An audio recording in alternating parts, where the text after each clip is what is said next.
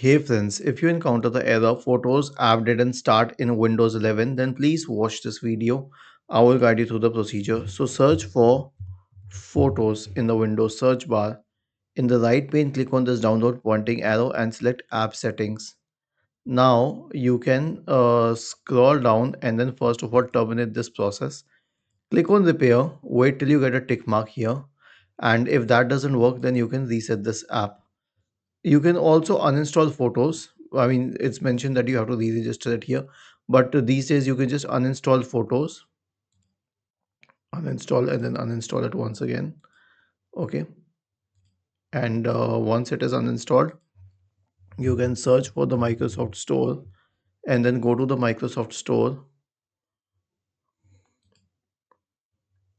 and then you can search for Photos here,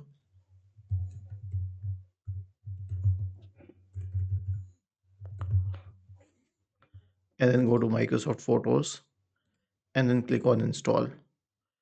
Was this helpful? If yes, then please subscribe to the channel. If not, then let us know in the comment section of the video on how we could help you further. Thank you for watching this video and have a nice day.